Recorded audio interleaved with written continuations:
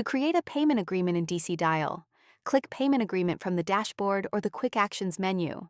Select a contact, either from the list by adding a new one or using Show Page Contacts to pull contact info from the current web page. Choose to create a new agreement or apply a preset. Creating a new agreement lets you define payment frequency, number of transactions, and optionally include a settlement offer, which auto-calculates the payment amount. Preset agreements use saved templates with predefined terms. If multiple presets apply, click Change Agreement to view options.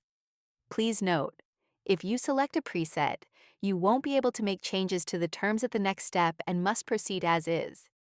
Next, configure the payment schedule. Set the schedule's start date, number of transactions, and how often payments occur.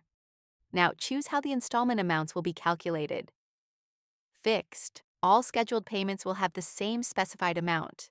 Custom. You manually set different amounts for each payment. Auto. DCDial divides the total balance by the number of payments. You can also toggle Apply Convenience Fee to include processing charges. Click Preview to review the agreement as the customer will see it. Then choose to send it via email, SMS, or both. The customer must sign it digitally for it to become active. Track agreement status from notifications or contact activity. The status will show if it's open, completed, canceled, or expired.